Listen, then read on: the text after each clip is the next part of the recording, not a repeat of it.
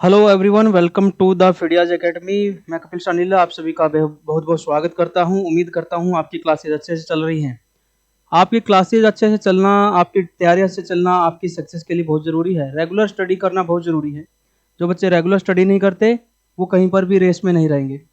जो बच्चे बस सोचते रहते हैं, चिंता करते रहते हैं वैकेंसी कब आएगी, और इसी चिंता में 3 महीने निकाल देते हैं, तो उनकी वैकेंसी ऑलरेडी निकल चुकी है, उनके हाथ से निकल चुकी है। और जिन बच्चों ने ये 3 महीने, देखिए वैकेंसी आएगी उसके लिए क्या आप तैयार हैं? क्या उसके के लिए आपने इनफ तैयारी कर ली है? तो उस चीज़ को ध्यान में रखिए। क्या आज वैकेंसी आ जाए तो क्या आप सरवाइव कर पाएंगे?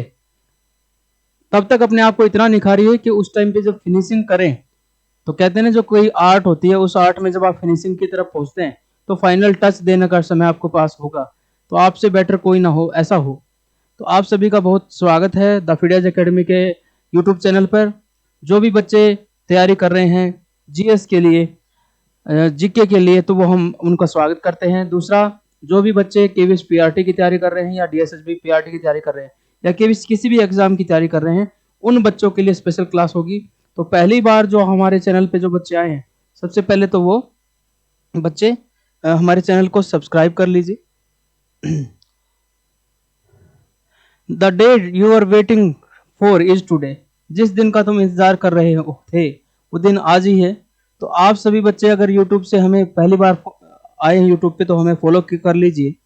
दूसरा, मेटा पे हमें फॉलो कर लीजिए, और टेलीग्राम का लिंक जो हमारे डिस्क्रिप्शन में दिया हुआ है उस टेलीग्राम के लिंक को भी आप जरूर क्लिक करें और टेलीग्राम पे हमें फॉलो करें, क्योंकि मैक्सिमम हमारी स्ट्रेटजी जो है वो तैयारी की वो टेलीग्राम पे हम शेयर करते रहते हैं।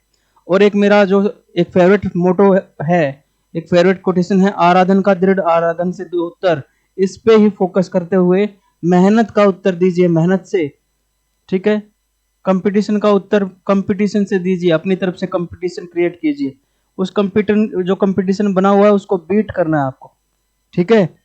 संघर्ष का उत्तर संघर्ष से कीजिए। आपकी जो लड़ाई है वो, हालांकि बहुत सारे धुरंधर है आ चुके हैं मैदान में, लेकिन वो जो संघर्ष कर रहे हैं, मेहनत कर रहे हैं, उसका उत्तर आपको मेहनत से देना है। तो आप सभी इस कोटेशन को फॉलो कीजिए, आराधन का दृढ़ आराधन से दो उत्तर। अगर आपके सामने कोई प्रतिद्वंदी है, उससे बेहतर तैयारी करके उसका उत्तर दीजिए, रेस में आप शामिल हो जाएंगे, ठीक है।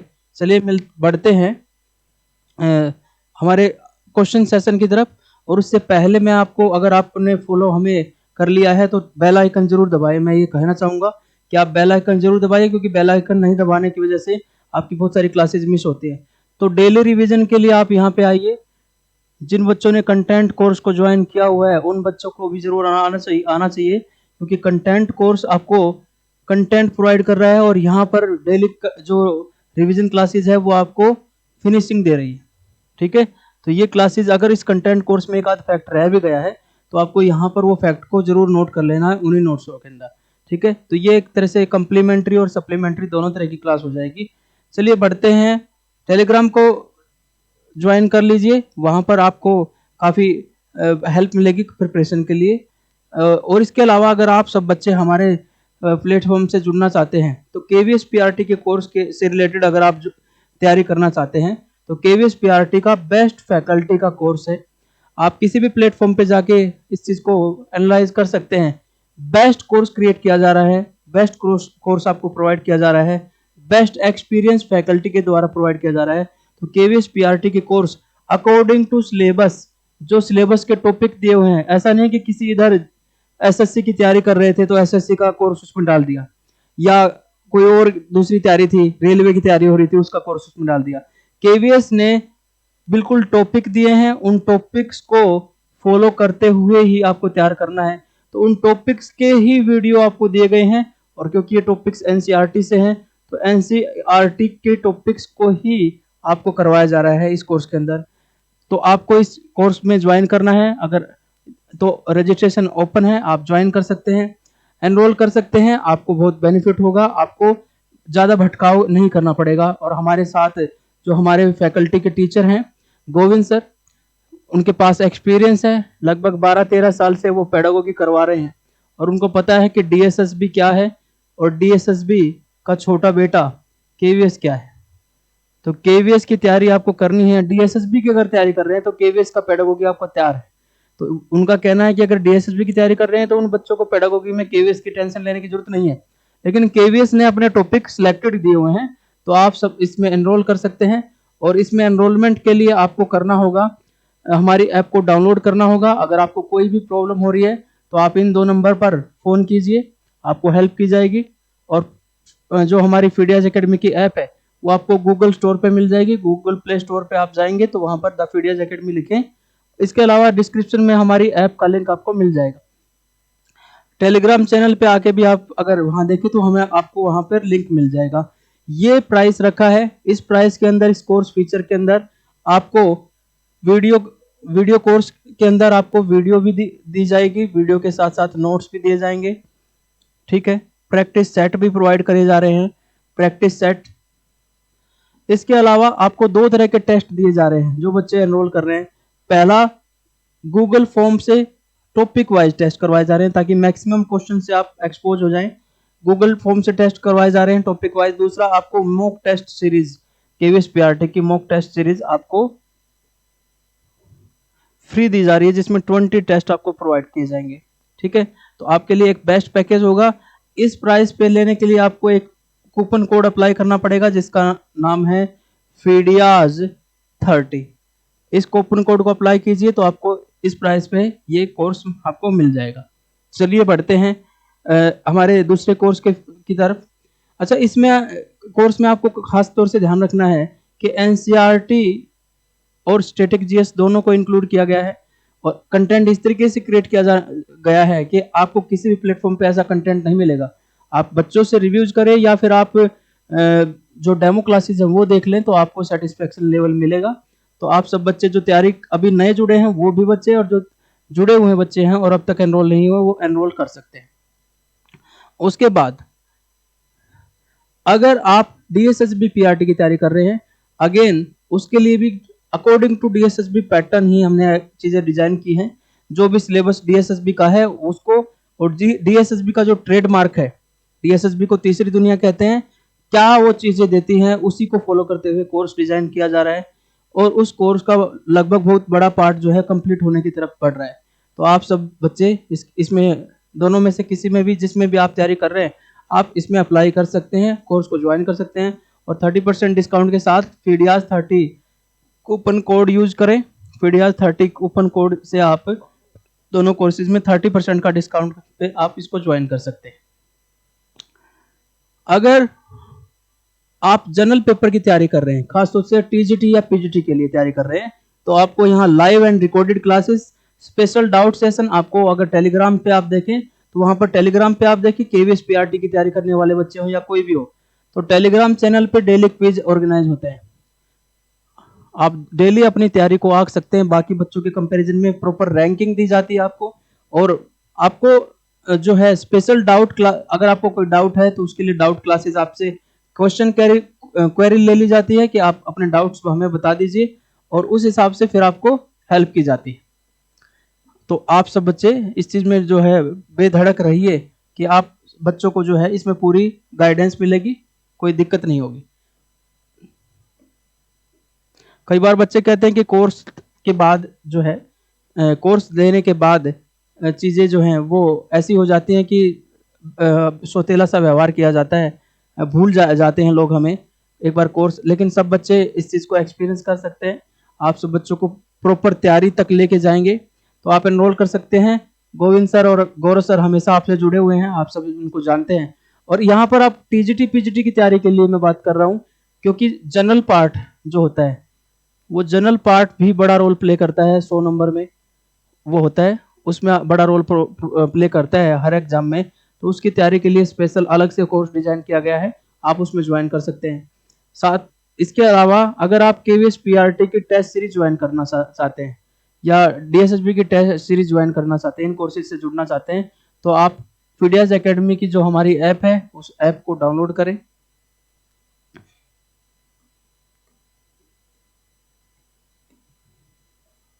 और उस ऐप के माध्यम से आप उससे जुड़ सकते हैं।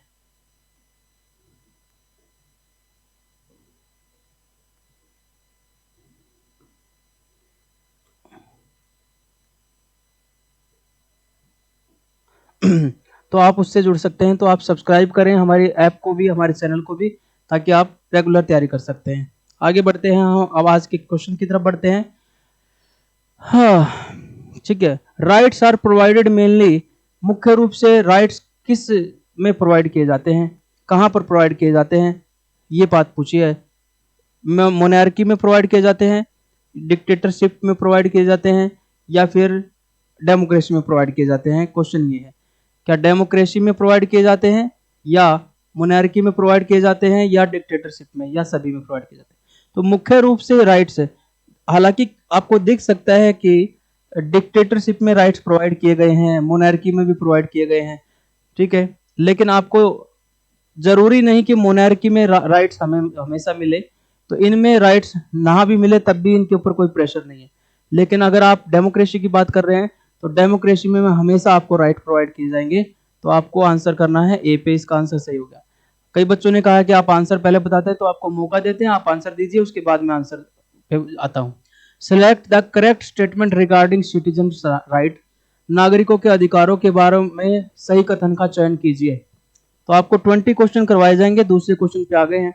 नागरिकों के अधिकारों के बारे में सही कथन का चयन कीजिए। Rights are guarantees which can be used when things go adverse, अधिकार वे गारंटियां हैं जिनका प्रयोग प्रतिकूल परिस्थितियों में किया जाता है। ये परमिट करते हैं सिटीजन्स को to do whatever they want, नागरिकों को वह सब करने की अनुमति देना चाहते हैं।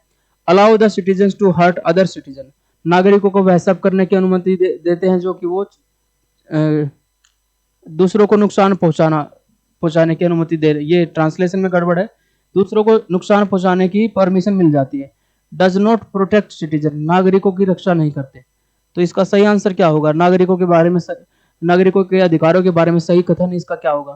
तो यहाँ आंसर इसका ए होगा, क्योंकि राइट्स जो है वो गारंटी, ऐसी गारंटीज हैं जब सिचुएशन एडवर्स हो जाए तो आपको कुछ राइट दिए गए हैं ताकि आपको कोई नुकसान ना पहुंचाए। उन अधिकारों को जो है राइट्स के रूप में आपको दिया गया है।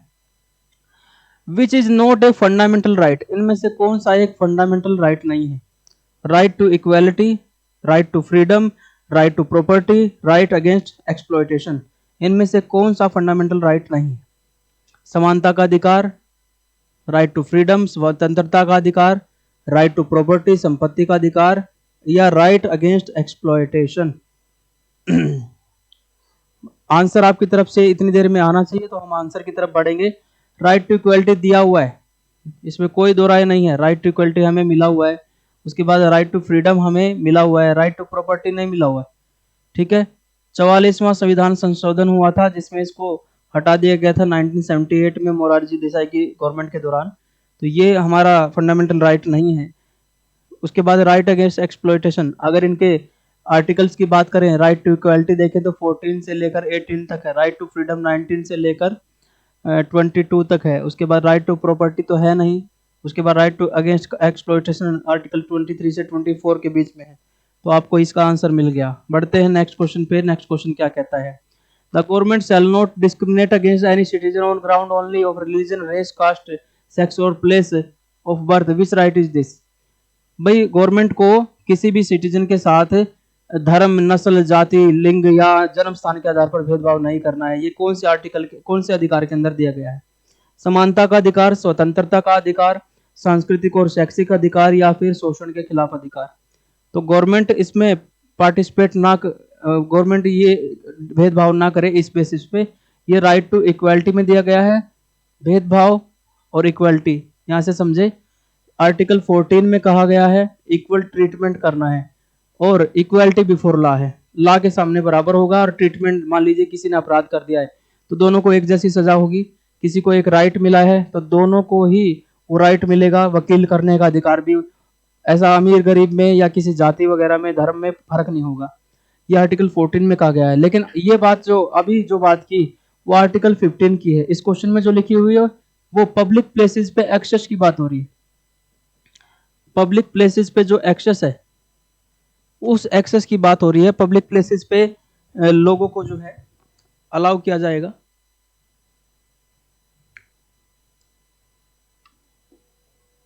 ठीक है, तो इस भेदभाव जो है उनको इस आधार पर नहीं होगा।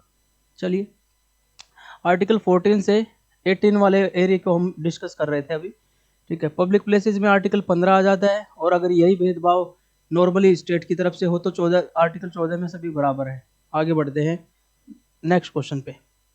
What is meant by rights? अधिकार का क्या अर्थ है, क्या मतलब है अधिकार से? Once demand to get everything without sharing with other, दूसरों को बांटे बिना सब कुछ पाने की मांग। क्लेम ऑफ ए पर्सन और other fellow being, society and the government. Not possessing any freedom, none of the above. या right are reasonable claim of person recognised by society and section by the law and rights are necessary for very sustenance of democracy. तो दूसरा वैसे देखा जाए, अगर ये option ना हो, अगर ये वाला ऑप्शन ना हो तो बाकी ऑप्शन आ सकते थे, लेकिन ये ऑप्शन हमें मिल गया है। देखिए, दूसरों के साथ बांटे बगैर सब कुछ पाने की जो मांग है, ये तो दूसरों के राइट्स को एक्सप्लॉइट कर देगा, तो ये राइट नहीं होगा। क्लेम ऑफ ए पर्सन और अदर फेलो बीइंग, ये भी हो सकता था अगर ये ऑप्शन ना होता तो, ठीक है। तो इसको हम काटेंगे। नॉट पोसेसिंग एनी फ्रीडम, किसी भी प्रकार की स्वतंत्रता ना मिलना, तो फिर राइट कहाँ से रहे? नन ऑफ द वो, ये हमारा हो गया। ये रीजनेबल क्लेम है, यानी कि उचित दावे हैं, किसके?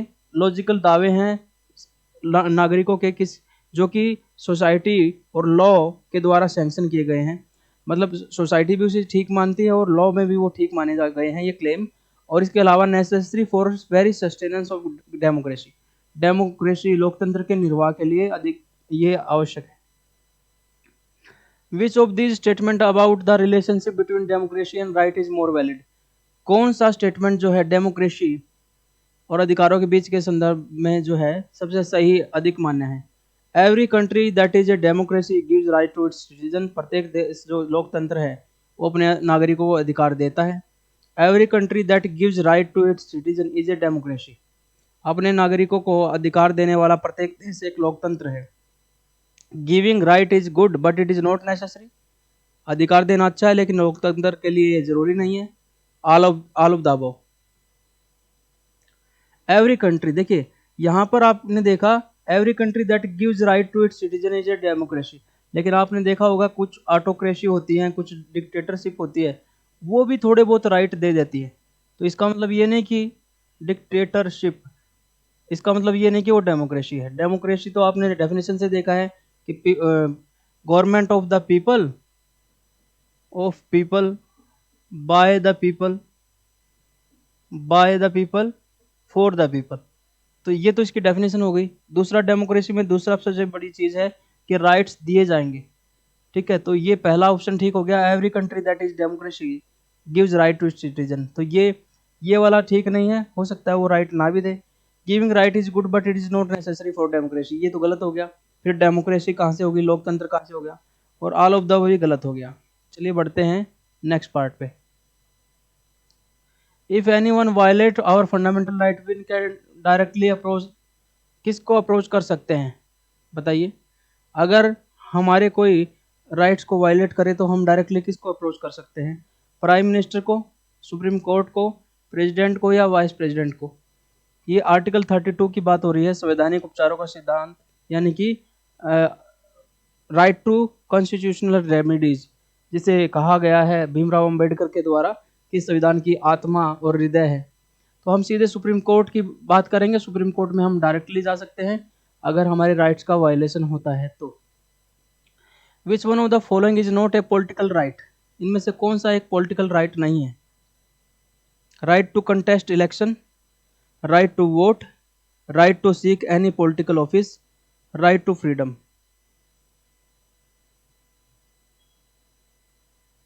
ठीक है, पॉलिटिकल राइट जो है वो फंडामेंटल राइट नहीं होते। तो ये राइट टू कंटेस्ट इलेक्शन, एक चुनाव लड़ने का अधिकार, फंडामेंटल राइट नहीं है। आप जेल वगैरह में होंगे और प्रॉपर आपको सजा मिली होगी तो आप इलेक्शन कहाँ लड़ पाते हैं? ठीक है, ये आपका फंडामेंटल राइट नहीं है, ये राजनीतिक अधिकार है। ठीक है, तो राजनीतिक अधिकार है ये, मान ली बात। कुछ फंडामेंटल राइट तो आपकी जेल में भी बने रहते हैं ना। तो इन्होंने कहा है कौन सा राजनीतिक अधिकार नहीं है, यानी कि तीन होंगे और एक नहीं होगा। राइट टू वोट, ये भी आपका लीगल राइट हो गया, राजनीतिक अधिकार हो गया। Right to seek any political office, आप कहीं चुनाव लड़ना चाहते हैं, राजनीतिक कार्यालय की तलाश करने का अधिकार, ये भी हो गया। राइट टू फ्रीडम आपकी फंडामेंटल राइट है, ये पॉलिटिकल राइट नहीं है, इसलिए हमारा डी आंसर हो गया यहाँ पे। Which of these is not allowed under the culture and educational right in India? कौन सा शैक्षिक और सांस्कृतिक अधिकारों के अंदर नहीं आता है? सांस्कृतिक, every cultural group has the right to protect its language and culture. प्रत्येक सांस्कृतिक समूह को अपनी भाषा और संस्कृति की रक्षा करने का अधिकार है।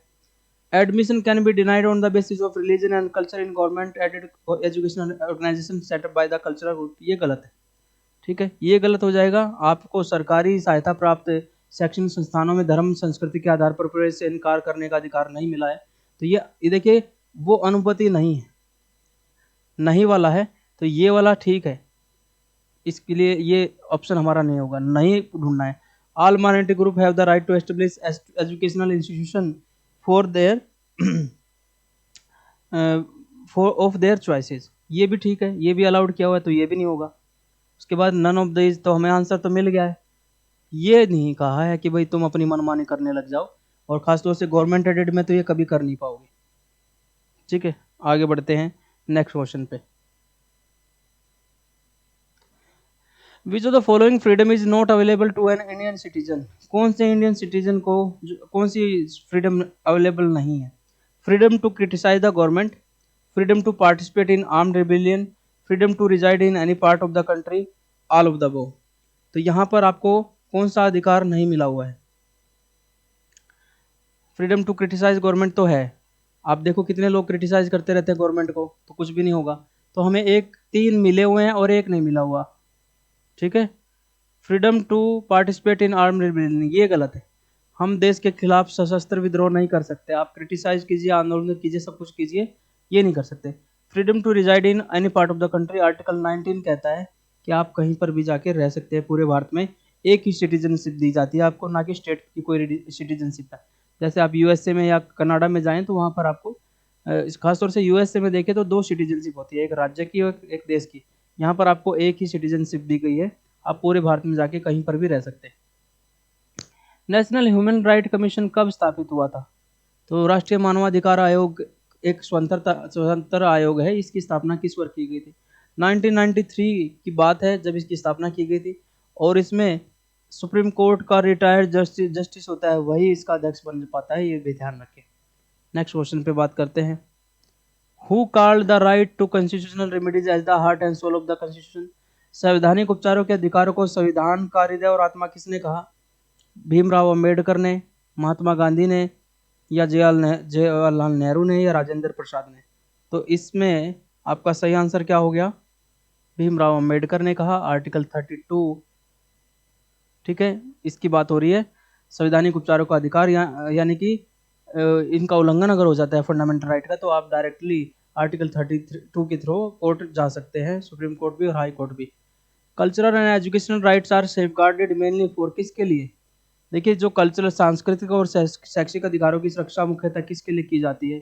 तो ये वुमेन के लिए की जाती है, या माइनॉरिटीज के लिए, चिल्ड्रन के लिए, या फिर मैन के लिए? तो इसका सही आंसर है माइनॉरिटी। और माइनॉरिटी में आप देखें लैंग्वेज, एक लिंग्विस्टिक माइनॉरिटी है हमारे देश में, लिंग्विस्टिक माइनॉरिटी, भाषा कम बोलने वाले, उस भाषा को कम बोलने वाले का समूह, या फिर रिलीजियस माइनॉरिटी। 2 तरह की माइनॉरिटी का जिक्र होता है, ठीक है। इनके कल्चर को प्रोटेक्ट करने की जरूरत है, इसलिए यहाँ पर आपको सांस्कृतिक और शैक्षिक अधिकार दिए गए हैं ताकि उस भाषा को प्रमोट कर सकें। और which among the following can not B challenge in a court? किसको चैलेंज नहीं किया जा सकता कोर्ट में? फंडामेंटल राइट्स को, मौलिक अधिकारों को, freedom to choose any profession और बिजनेस, किसी प्रोफेशन या बिजनेस को चूज करने का अधिकार, या फिर right to move freely to any part of the country, या direct principle of state policy. DPSP वो पार्ट है जो फंडामेंटल राइट नहीं है, ठीक है। ये हालांकि फंडामेंटल राइट का पार्ट होते थे संविधान, जब भारत का राष्ट्रीय आंदोलन चल रहा था, लेकिन बाद में इसको इंक्लूड नहीं किया गया।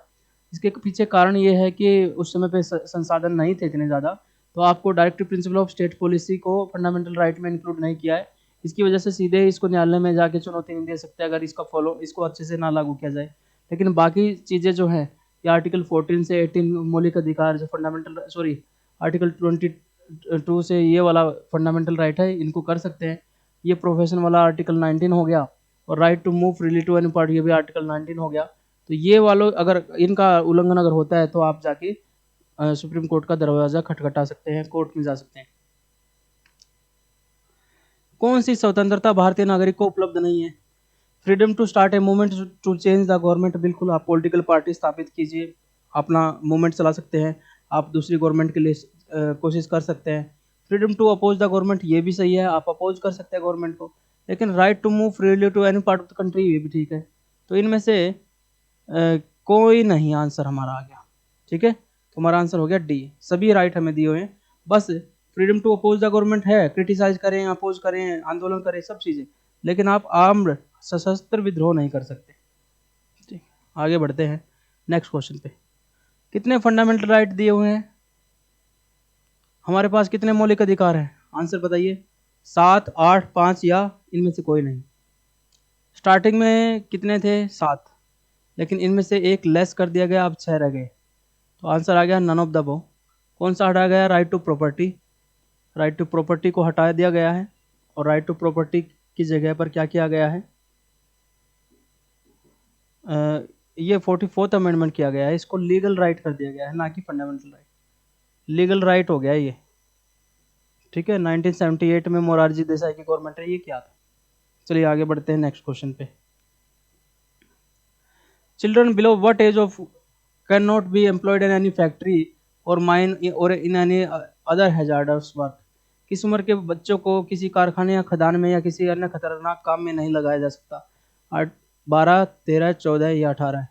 तो ये आर्टिकल 23, 24 आपने अगर पढ़ा है, राइट अगेंस्ट द एक्सप्लॉयटेशन, यानी कि शोषण के विरुद्ध अधिकार, उसमें कहा गया है कि बच्चों को 14 साल से नीचे बच्चों को हैजार्डस वर्क में काम नहीं किया जाएगा। वैसे भी 6 से 14 साल के बच्चों को आर्टिकल 21A में कहा गया है शिक्षा का अधिकार है।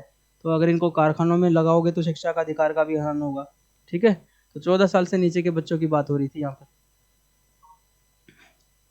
एमनेस्टी इंटरनेशनल किसके लिए वर्क करती है? हालांकि ऐसे ही क्वेश्चन हमने कुछ दिन पहले भी रिवाइज किए थे, लेकिन इसमें कुछ क्वेश्चन नए भी थे हैं, तो आपको वो क्वेश्चन भी रिवाइज हो जाएंगे। चलिए बढ़ते हैं। एमनेस्टी इंटरनेशनल किसके लिए काम करती है? ह्यूमन राइट्स के लिए, या ट्रेड यूनियन के लिए, पुअर चिल्ड्रन के लिए, या फिर डेप्राइव्ड पीपल के लिए? किसके लिए काम करती है? ह्यूमन राइट्स के लिए वो काम करती है, इंटरनेशनल संस्था है, ठीक है। Person who is arrested and detain shall be produce before the nearest magistrate with in, कितने टाइम के अंदर जो है उस आदमी को प्रेजेंट करना पड़ेगा? अगर उसको डिटेंशन किया गया है या उसको अरेस्ट किया गया है, मजिस्ट्रेट के सामने कितने टाइम के अंदर लेके आना पड़ेगा? तो इसमें 24 घंटे के अंदर उसको प्रेजेंट करना पड़ेगा। इसमें से हम ट्रैवलिंग टाइम को हटा सकते हैं, ठीक है। ट्रैवलिंग टाइम को हटा देते हैं, उसके बाद जो बचा हुआ टाइम उसको काउंट करेंगे। मान लीजिए आने में 72 घंटे लग गए, कहीं से पकड़ के लाए हैं दूर से, और कभी दूसरे राज्य से पकड़ के लाए हैं। इसके अलावा सैटरडे और संडे को तो फिर न्यायालय बंद ही रहता है। तो अगर उस दौरान उसको पकड़ लिया है, जैसे फिल्मों में दिखाते हैं कि अगले दिन जो है 2 दिन कोर्ट ही बंद है, तो वो पुलिस के पास बहुत टाइम हो जाता है डिटेंशन करने का। तो इस तरीके से कुछ इसके लूप होल भी निकाल लिए जाते हैं सिस्टम के द्वारा। Which of the following statement is wrong, इनमें से कौन सा कथन गलत है? We have freedom to travel any part of the country, मतलब गलत है, इसका मतलब 3 ठीक है और 1 गलत है, क्योंकि ऑल ऑफ द का ऑप्शन यहाँ पे है नहीं। तो हमारे पास किसी भी पार्ट में जाने की स्वतंत्रता है क्या? We have freedom of speech and expression, बिल्कुल सही है। Untouchability is not a punishable offence and everyone is equal before the law, ये आर्टिकल 14 आ गया, equal before the law. We have freedom to travel any, ये article 19 आ गया। We have freedom to speech, ये भी आर्टिकल 19 में आ गया, लेकिन ये गलत है। आर्टिकल 17 कहता है कि अस्पृश्यता यानी कि छुआछूत करना, किसी को अनटचेबल मानना, ये पनिशेबल ऑफेंस है। अगर ऐसे कोई करेगा तो उसको सजा मिलेगी, ठीक है।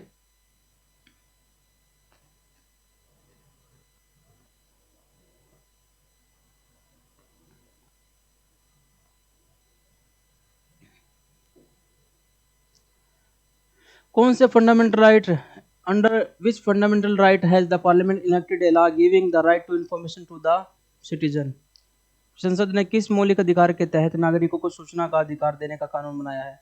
Right to freedom of religion, right to freedom of thoughts and expression, right to equality, freedom of equality, right to constitutional remedies, धर्म की स्वतंत्रता का अधिकार, विचार और व्यक्ति की स्वतंत्रता का अधिकार, समानता की स्वतंत्रता का अधिकार, या कि संवैधानिक उपचारों का अधिकार।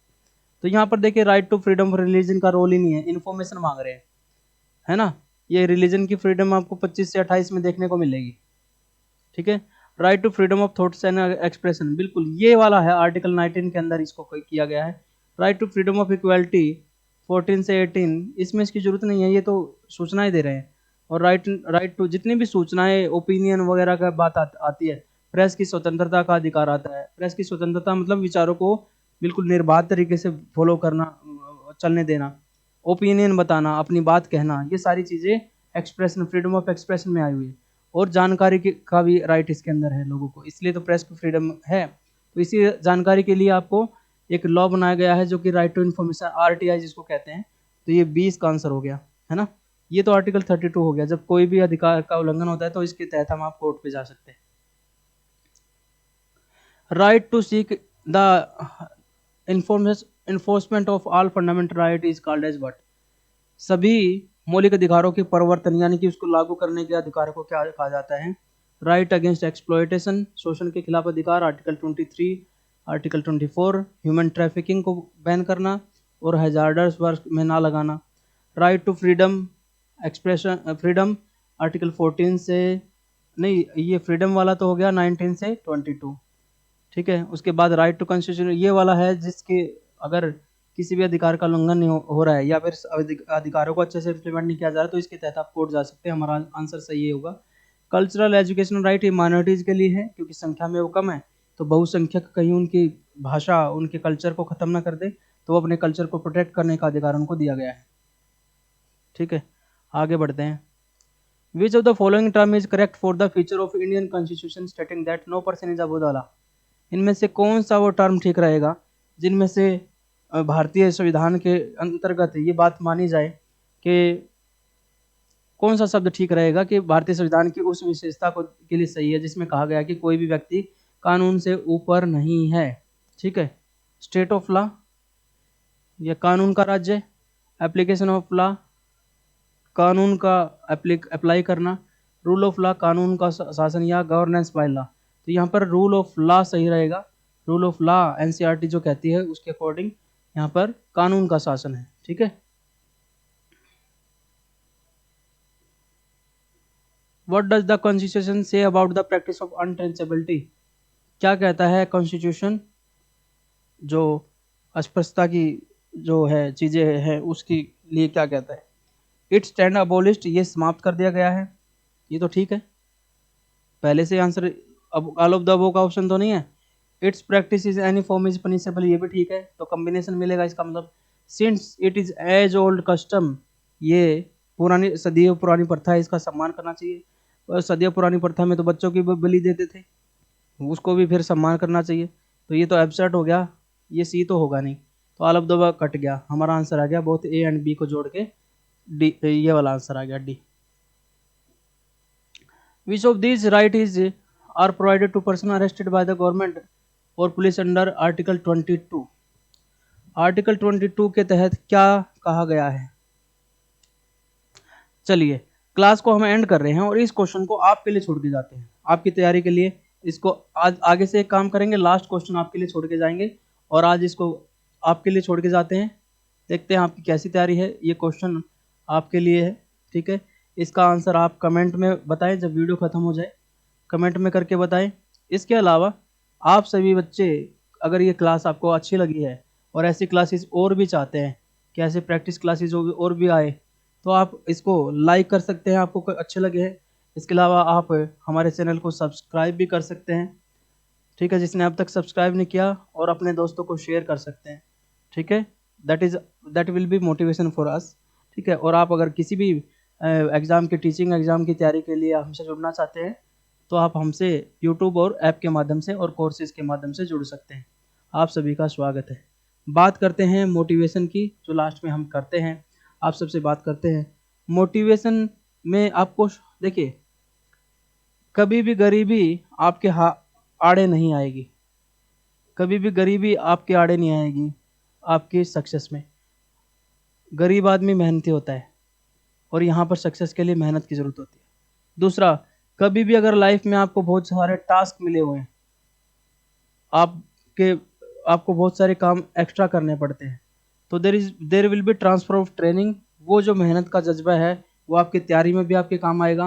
तो इसको ध्यान रखिए कि जो संघर्ष का जीवन जी रहे हैं उनके लिए संघर्ष करना आसान होता है। जो वो कहते हैं ना, मुंह में चांदी का चम्मच लेके पैदा हुए हैं, उनको आदत नहीं होती मेहनत करने की, तो वो आपके साथ कंपटीशन में है ही नहीं।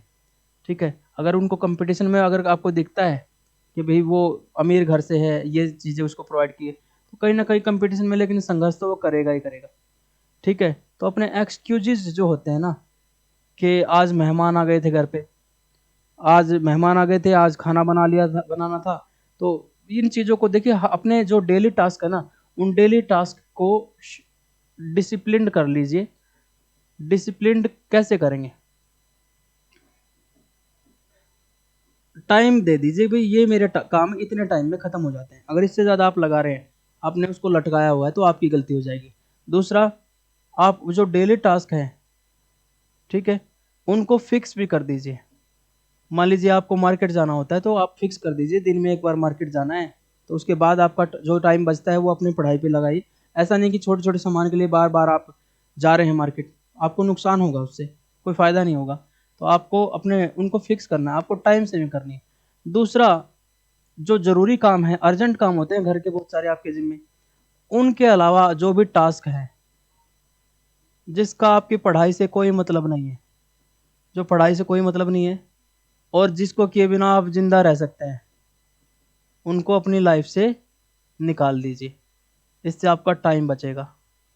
ठीक है, तो time saving will be more time for study. ठीक है, तो स्टडी के लिए टाइम निकालें। डीमोटिवेट होने की जरूरत नहीं है। अगर आप डेली पढ़ रहे हैं, तो डेली स्टडी करने वाले बच्चे को तो किसी डीमोटिवेशन होने की जरूरत नहीं है, क्योंकि वो तो अपना काम कर रहा है। डीमोटिवेट कौन होगा? जो डेली नहीं पढ़ेगा। आप मान लीजिए एक एग्जाम है, उसके लिए 1 लाख बच्चे तैयारी कर रहे हैं। मान लीजिए 1 लाख ने अप्लाई किया है, 50,000 उसमें पढ़ भी रहे हैं। ठीक है, तो आप अगर नहीं पढ़ रहे हैं तो आप 50,000 से पीछे जा चुके हैं। तो डिमोटिवेट तो उसे होना चाहिए। तो आपको डेली मोटिवेशन लेना है, तो डेली स्टडी कीजिए। ठीक है, एक एक स्टेप बाय स्टेप आगे बढ़ते हैं, कभी भी आप सीधे छत पर नहीं पहुंचते। तो स्टेप बाय स्टेप पढ़िए। और जो बच्चे बिल्कुल अभी तैयारी कर रहे हैं, उन बच्चों को तो थोड़ी ज़्यादा मेहनत करने की ज़रूरत है। तो वो बच्चे जो है अपनी, देखिए कोई भी अपॉर्चुनिटी को छोड़ नहीं सकते। अपॉर्चुनिटी बार बार नहीं मिलती। अपॉर्चुनिटी को वैल्यू दीजिए, वैल्यू कीजिए, खुद की वैल्यू कीजिए, अपने गोल्स की वैल्यू कीजिए। आपको कोई भी नहीं हरा पाएगा, खुद के गोल्स की वैल्यू खुद को वैल्यू करेंगे तो। ठीक है, चलिए मिलते हैं नई क्लास में। आपसे फिर से मुलाकात होगी। डेली क्लासेस, आपकी रिवीजन क्लासेस शुरू कर चल पड़ी हैं। पहले इतना कंटिन्यूस मैं नहीं रहा था, लेकिन अब मैंने जब क्लासेस शुरू की हैं तो क्लासेस कंटिन्यू रहेंगी। अपना ध्यान रखिए, खुश रहिए। जय हिंद, जय भारत।